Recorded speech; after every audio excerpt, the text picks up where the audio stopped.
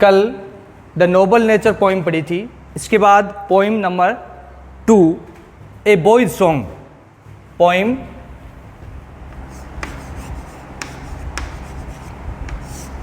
ए boys song, ए boys song, बाल गीत जिसको हम कहते हैं, ए बॉयज सॉन्ग। पोइट इसका है poet W.W. Gibson, W.W. Gibson. इसकी फुल फॉर्म है Wilfrid Wilson Gibson, Wilfrid Wilson Gibson. W.W. Gibson ने एक बहुत बड़ा मैसेज दिया है एनिमल्स और बर्ड्स के लिए कि इनकी प्रोटेक्शन की जानी चाहिए, इनकी रक्षा सुरक्षा की जानी चाहिए। इस कविता के माध्यम से बहुत बड़ा संदेश दिया है। इसमें स्टेंजा फर्स्ट देखेंगे हम। स्टेंजा फर्स्ट क्या कहता है कवि इसमें? कवि बेन जॉनसन, उस कविता में द नोबल नेचर में कवि था बेन जॉनसन और इसमें कवि है W.W. गिब्सन। कवि कहता है because I set no snare but leave them flying free, all the birds of the air belong to me. Stanza first. दूसरा स्टेंजा इसमें second stanza, from the blue tit on the sloe to the eagle on the height uncaged they come and go for my delight. And stanza number third, and so the sunward way I soar on the eagle's wings and in my heart all day the blue tit sings। ये तीन stanza इसमें अच्छी तरह से आपको समझने हैं। Stanza first क्या कहता है कवि?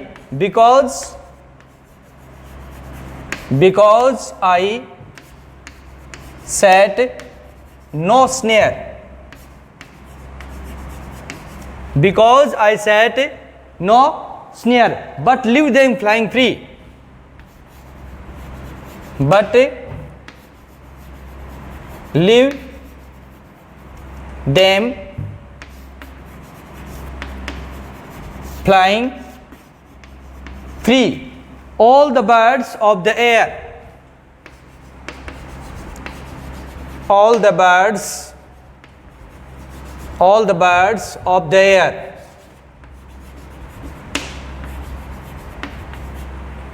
belong to me,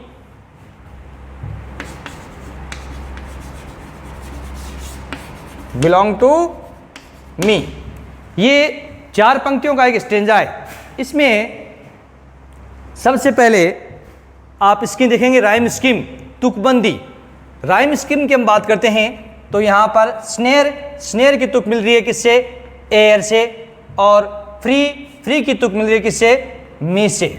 तो राइम स्कीम किस प्रकार से पता लगाते हैं? पंक्ति के अंतिम शब्द की ध्वनि को देखेंगे। स्नेयर इसमें एयर और फ्री ये इसमें ई है तो ये इससे भिन्न है। माना कि हम इसकी राइम स्कीम के लिए इंग्लिश का एक वर्ड काम लेते हैं ए, तो इसके लिए ये इसके समान होता तो ए आता, लेकिन ये इससे भिन्न है इसलिए यहाँ आ गया बी। और ये इसके समान है तो यहाँ पर आ गया ए, और ये इसके समान है तो यहां पर आ गया बी। तो राइम स्कीम इसकी हो गई ए बी। राइम स्कीम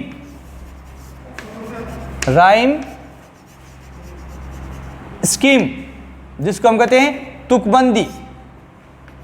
तो राइम स्कीम इसकी हो गई ए बी। ये चार पंक्तियों का एक स्टेंजा है। इसमें कवि कहता है W.W. Gibson because I set no snare, क्योंकि मैं जाल नहीं फैलाता। कवि क्या कहता है? Because I set no snare but leave them flying free, all the birds of the air belong to me. Because क्योंकि आई मैं कौन? कवि W.W. गिब्सन यहां पर कहता है बिकॉज आई सेट का मतलब स्प्रेड, फैलाना। सेट का है स्प्रेड फैलाना। Because I set no snare, snare का मतलब नेट, यहां पर जाल। नेट जाल।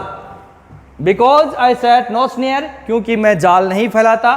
But leave them flying free, but परंतु लीव छोड़ देता हूं, देम उनको, उनको किनको, पक्षियों को, बर्ड्स को, फ्लाइंग उड़ते हुए, फ्री स्वतंत्र रूप से। ऑल द बर्ड्स, ऑल सभी, द बर्ड्स पक्षी, ऑफ द एयर खुले आकाश में उड़ने वाला, एयर हवा में, यहां पर इन द ओपन स्काई खुले आकाश में उड़ने वाले सभी पक्षी, बिलोंग टू मी मुझसे संबंधित हैं। बिलोंग टू का मतलब रिलेटेड टू, मी मुझसे, मुझसे किससे, कवि W.W. गिब्सन से। तो ये इसमें अर्थ इसका समझें आप। Because I set no snare, क्योंकि मैं जाल नहीं फैलाता हूं। कवि यहां पर W.W. गिब्सन कहता है बिकॉज क्योंकि, आई मैं, सेट फैलाना, नो नहीं, स्नेयर जाल। पूरा अर्थ देखिए एक साथ, क्योंकि मैं जाल नहीं फैलाता हूं, बट परंतु लिव छोड़ देता हूं, देम उनको, फ्लाइंग उड़ते हुए, फ्री स्वतंत्र रूप से, परंतु उनको स्वतंत्र रूप से उड़ने के लिए छोड़ देता हूं। ऑल द बर्ड्स सभी पक्षी, ऑफ द एयर हवा में उड़ने वाले अर्थात इन द ओपन स्काई खुले आकाश में उड़ने वाले, बिलोंग टू मी मुझसे संबंधित हैं। पहला स्टेंजा है, बहुत ही इंपॉर्टेंट स्टेंजा। क्या कह रहा है कवि, because I set no snare but leave them flying free, all the birds of the air belong to me. Rhyme scheme क्या हुई, ए बी। क्यों, क्योंकि यहां पर स्नेयर की तुक किससे मिल रही है, एयर से, फ्री की तुक किससे, मी से, तो राइम स्कीम हो गई ए बी। ये स्टेंजा फर्स्ट। इसमें आप देखें इसके डिफिकल्ट वर्ड मीनिंग देखें। मीनिंग यहां पर पहला वर्ड आपके पास यहां सेट, सेट का हो गया स्प्रेड, फैलाना, फैलाना। दूसरा वर्ड आपके पास आ गया स्नेयर, स्नेयर नेट या ट्रैप, जाल,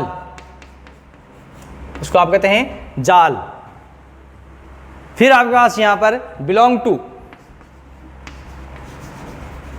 बिलोंग टू का हो गया रिलेटेड टू, से संबंधित होना।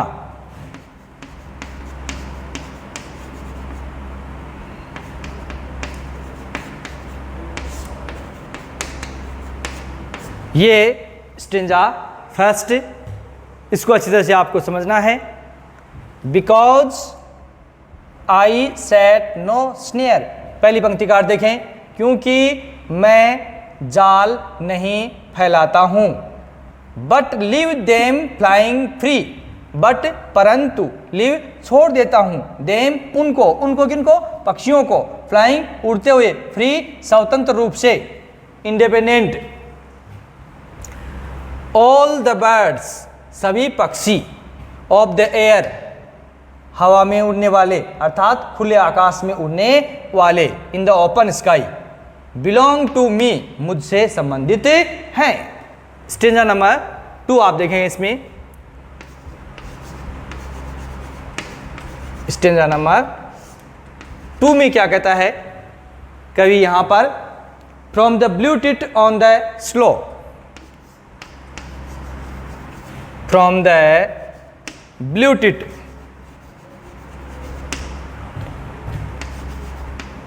from the blue tit on the slope, on the slope to the eagle on the height, to the eagle on the height, uncase they come and go, uncaged,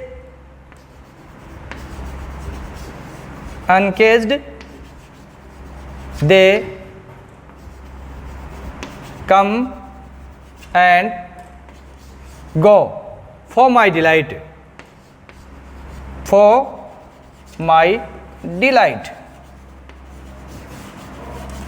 इस प्रकार से ये 4 पंक्तियों का एक स्टेंजा है। इसमें सेकेंड स्टेंजा में कवि W. गिब्सन क्या कहता है? From the blue tit on the slow, एक छोटी सी चिड़िया जो बैर पे बैठती है। स्लो मीन्स यहां पर है प्लम। एक छोटी सी चिड़िया जो बैर पर बैठती है। From the blue tit on the slow, blue tit क्या है? ए काइंड ऑफ स्मॉल बर्ड, एक प्रकार का छोटा सा पक्षी है, चिड़िया। इसको हम कहते हैं राम गंगारा। हिंदी में रहता है इसका राम गंगारा, इंग्लिश में इसका आता है ए काइंड ऑफ बर्ड, एक प्रकार का पक्षी जिसको कहा गया है blue tit. To the eagle on the height, to the eagle on the height, अत्यधिक ऊंचाई पर उड़ने वाला बाज पक्षी तक। ईगल बाज या गरुड़। फ्रॉम से टू तक, 2 प्रीपोजिशन यहां पर, एक फ्रॉम का लो से लेकर टू तक। From the blue tit on the slow, एक छोटी सी चिड़िया जो बैर पे बैठती है उससे लेकर के to the eagle on the height, आकाश में अत्यधिक ऊंचाई पर उड़ने वाले बाज या गरुड़ पक्षी तक। अनकेज्ड, इनके दोनों के बीच में, मतलब एक ब्लू टिट और ईगल दोनों के बीच में आने वाले सभी पक्षी, सारे के सारे पक्षी। अनकेज्ड, स्वतंत्र रूप से। केज्ड का मतलब पिंजरे में बंद, अनकेज्ड स्वतंत्र, इंडिपेंडेंट, फ्री। अनकेज्ड स्वतंत्र रूप से। दे कम एंड गो, दे वे कौन? ऑल द बर्ड्स, सभी पक्षी। दे कम एंड गो, वे आते हैं और चले जाते हैं। फॉर माई डिलाइट, मेरी प्रसन्नता के लिए। फॉर के लिए, माई मेरी, डिलाइट प्रसन्नता, हैप्पीनेस, इसको हम कहते हैं हैप्पीनेस, प्रसन्नता। पूरा अर्थ देखें इसका। From the blue tit on the sloe to the eagle on the height, uncaged they come and go for my delight. एक छोटी सी चिड़िया, blue tit a kind of small bird, एक छोटी सी चिड़िया जो प्लम बैर पर बैठती है उससे लेकर के to the eagle on the height, आकाश में अत्यधिक ऊंचाई पर उड़ने वाले बाज पक्षी तक। इनके बीच में जितने भी पक्षी हैं वो सारे के सारे। अनकेज दे कम एंड गो, स्वतंत्र रूप से वे आते हैं और चले जाते हैं। फॉर माई डिलाइट, मेरी प्रसन्नता के लिए। मेरी किसकी प्रसन्नता? कवि W. गिब्सन कहता है कि मेरी प्रसन्नता के लिए सभी पक्षी आते हैं और चले जाते हैं, इसलिए मुझे पक्षियों को पिंजरे में बंदी बनाने की आवश्यकता नहीं है। कवि अपने विचार व्यक्त करता है कि मैं पक्षियों को पिंजरे में बंदी बना करके केवल कुछ ही पक्षियों पर अपना मालिकाना हक दर्शाता हूं, लेकिन यहां तो सारे पक्षी मेरे चारों ओर उड़ने वाले सारे पक्षी मेरे ही हैं, इसलिए मुझे पिंजरे में उन्हें बंदी बनाने की आवश्यकता नहीं है। इसलिए बहुत बड़ा मैसेज दिया है यहाँ पर कवि W. गिब्सन ने कि पक्षियों को बंदी नहीं बनाना चाहिए, पक्षियों को स्वतंत्र रूप से खुले आकाश में उड़ने देना चाहिए। उसमें उनको स्वतंत्रता महसूस होती है, जबकि पिंजरे में बंद जो पक्षी है उसमें गुलामी का जीवन है, उसमें स्लेवरी है और इसमें इंडिपेंडेंट है, वो फ्री है। तो ये स्टेंजा नंबर 2 है। From the blue tit on the slow, एक छोटी सी चिड़िया जो बैर पर बैठती है उससे लेकर to the eagle on the height, आकाश में अत्यधिक ऊंचाई पर उड़ने वाले बाज पक्षी तक, गरुड़ पक्षी तक।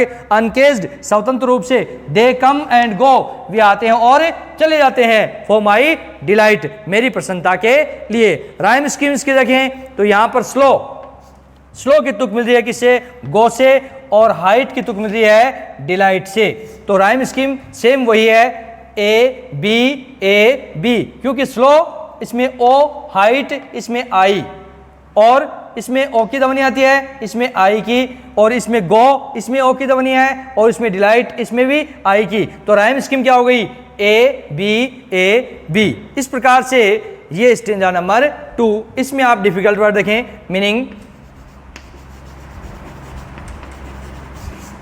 मीनिंग इसमें पहला आपके पास आ गया blue tit. Blue tit a kind of small bird, इसको हम कहेंगे ए kind of small bird. Small bird एक प्रकार की छोटी चिड़िया।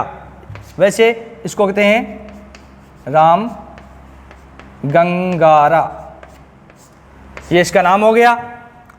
प्लम, प्लम का आ गया यहां पर ये स्लो SLO E, स्लो का हो गया प्लम PLUM, बेर। इसके बाद ईगल, बाज या गरुड़, हाइट ऊंचाई। अनकेज्ड का देखो, अनकेज्ड, केज्ड का मतलब पिंजरे में बंद, अनकेज्ड स्वतंत्र, फ्री।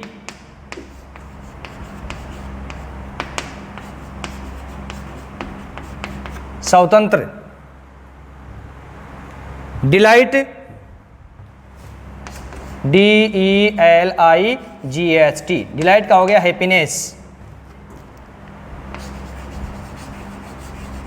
हैप्पीनेस प्रसन्नता। तो इस प्रकार से ये डिफिकल्ट वर्ड है इसमें, और ये 2 स्टेंजा हैं, इनको आपको अच्छी तरह से समझना है।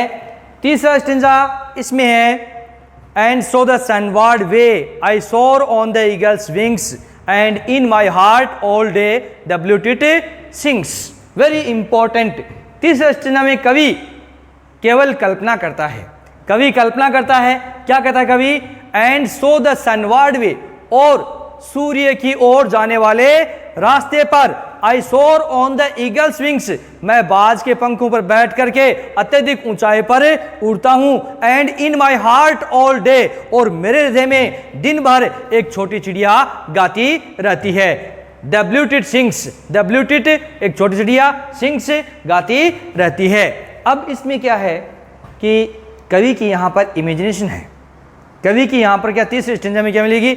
Imagination. The poet imagines that he is sitting on the wings of an eagle and flying high towards the sun in the sky।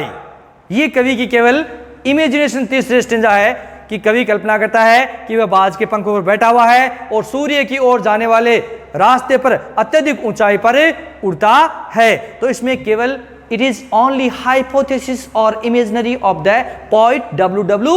Gibson.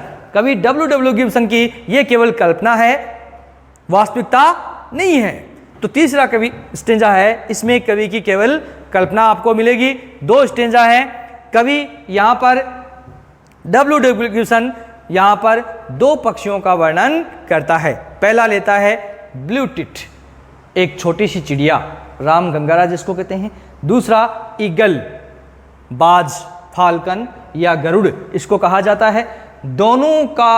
दोनों के बीच में जितने पक्षी आते हैं वो सारे के सारे पक्षी, कवि कहता है कि एक छोटी सी चिड़िया से लेकर के आकाश में उड़ने वाले, अत्यधिक ऊंचाई पर उड़ने वाले ईगल, इनके बीच में जितने पक्षी आते हैं वो सारे के सारे मेरी प्रसन्नता के लिए आते हैं और चले जाते हैं। इसलिए मुझे पक्षियों को बंदी बनाने की आवश्यकता नहीं है। बहुत ही इंपॉर्टेंट स्टेंजा नंबर 2। फर्स्ट में कवि है वो पक्षियों को स्वतंत्र रूप से उड़ने देता है। दूसरे में दोनों पक्षियों का वर्णन करता है कि कवि यहाँ किस प्रकार के 2 पक्षियों का वर्णन करता है। नाम बताओ, तो नाम क्या हो गया? ब्लू टिट, और दूसरा हो गया ईगल। यहाँ पर तीसरा स्टेंजा, स्टेंजा नंबर 3, इसमें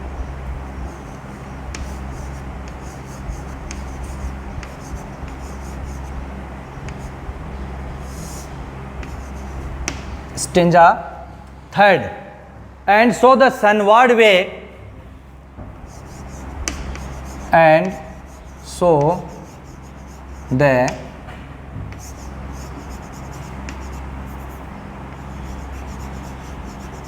sunward way I soar on the eagle's wings, I soar on the eagle's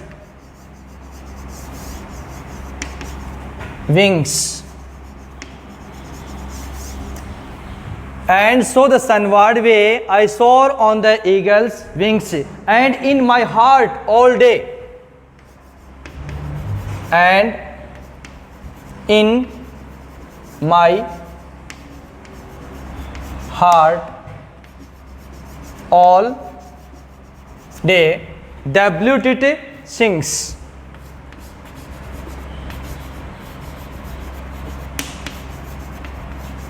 The blue tit sings.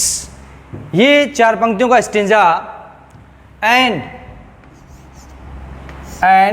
so the sunward way I soar on the eagle's wings and in my heart all day the blue tit sings. Rhyme schemes के देखें यहाँ पर तो वे की तुक मिल रही है किससे? वे की तुक मिल रही है आपके यहाँ डे से और विंग्स की तुक मिल रही है सिंग से। तो इस प्रकार से ये राइम स्कीम हो गई ए बी। ये राइम स्कीम हो गई इसकी, क्योंकि वे डे विंग्स सिंग्स इसको हमने ए माना तो ये इसके समान होती तो ए आता, लेकिन ये इससे भिन्न है इसलिए बी मान लिया तो ए बी। ये इसके समान है तो ए बी। इस प्रकार से इसकी क्या हो गई? राइम स्कीम हो गई।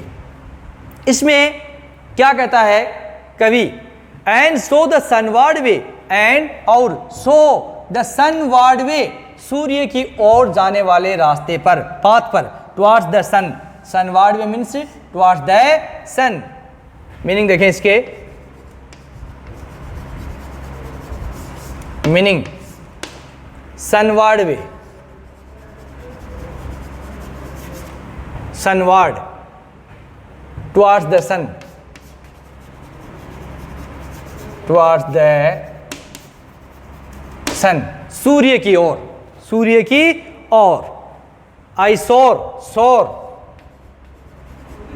To rise and fly high in the sky, to rise and fly high in the sky, in the sky. Soar to rise and fly high in the sky, आकाश में अत्यधिक ऊंचाई पर उड़ना। विंग्स, फीदर्स, फीदर्स पंख या डेने, इसको हम कहते हैं पंख या डेने, विंग्स या फीदर्स। इसमें भी डिफरेंस है फीदर्स और विंग्स। विंग्स क्या है? जो डेने जो शरीर के भाग से अटैच रहते हैं, जुड़े हुए, बॉडी का एक पार्ट होता है। फीदर्स पंख जिसको हम सेपरेट कर सकते हैं, जिसको हम अलग कर सकते हैं। तो विंग्स और फीदर्स में भी डिफरेंट होता है। ये विंग्स यहां पर यूज किया गया है। सिंग्स गाना, ये stanza number 3। And so the sunward way I soar on the eagle's wings and in my heart all day the blue tit sings. और सूर्य की ओर जाने वाले रास्ते पर आई मैं सोर अत्यधिक ऊंचाई पर उड़ता हूं, on the wings, on the eagle's wings, बाज के गरुड़ पक्षी के पंखों पर बैठ करके।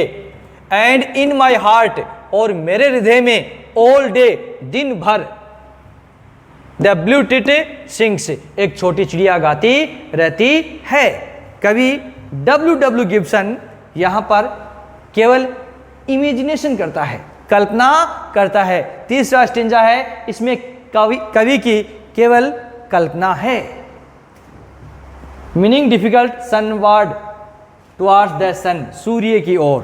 सोर to rise and fly high in the sky, आकाश में अत्यधिक ऊंचाई पर उड़ना। विंग्स का हो गया फीदर्स। ब्लू टिट रामगंगारा, a kind of small bird. तो इस प्रकार से ये इसमें स्टेंजा नंबर 3 है। इसमें आप समझ सकते हैं कवि क्या कल्पना करता है। What is the imagination of the poet, in the stanza third. तीसरे स्टेंजा में कवि की क्या कल्पना है, ये आप समझ सकते हैं। तो कैसे समझेंगे, आप समझेंगे कैसे कि क्या कवि ने कल्पना की। तो डियर स्टूडेंट्स, आपको किस प्रकार से याद करना है और इसकी प्रोनाउंसिएशन वर्ड्स का है वो किस प्रकार से आपको समझना है। The poet imagines that he is sitting on the wings of an eagle and flying high in the sky towards the sun. It is only imagination of the poet W.W. Gibson. कवि W.W. Gibson इसमें केवल कल्पना करता है कि वह बाज के पंखों पर बैठा हुआ है और सूर्य की ओर जाने वाले रास्ते पर अत्यधिक ऊंचाई पर उड़ता है और उसके हृदय में दिन भर एक छोटी चिड़िया गाती रहती है। He imagines that W.T. sings in his heart all day. It is only imagination. कवि W.W. गिब्सन कल्पना करता है कि ब्लूटूथ उसके हृदय में दिन भर गाती रहती है। तो ये कवि की कल्पना है इस स्टेंजा नंबर थर्ड में। इसमें बहुत ही इंपॉर्टेंट क्वेश्चन बनता है, what do you understand by the expression sunward way. Question number first important question बनता है इस स्टेंजा में। क्या बनता है, what do you understand by the expression sunward way. सूर्य की ओर अभिव्यक्ति से आपका क्या अभिप्राय है या आप क्या समझ सकते हैं। तो ये इंपॉर्टेंट क्वेश्चन। दूसरा इसमें बनता है, what is the imagination of the poet W.W. Gibson in the stanza number third. Third stanza में कवि W.W. गिब्सन की क्या कल्पना है। तो आप दो प्रश्न इस प्रकार से बन गए। तीसरा इसमें बनता है, what is the rhyme scheme of the stanza. Stanza की राइम स्कीम क्या है। तो राइम स्कीम आप बता दोगे, the rhyme scheme of the stanza is A-B-A-B। अलग अलग हो गया इसका। इसमें क्वेश्चन बना, what do understand by the expression sunward way. सूर्य की ओर जाने वाले से क्या अभिप्राय है। तो इसमें आप समझ सकते हैं, the poet it means towards the sun. इसका मतलब है सूर्य की ओर जाना, सूर्य की तरफ या सूर्य की ओर।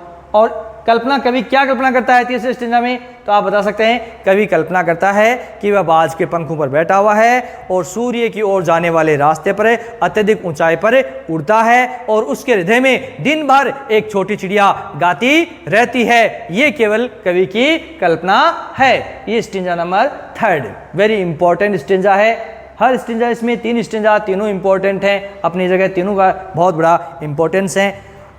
पोइट्री में क्या होता है कि 5 पोइम आपके सिलेबस में है।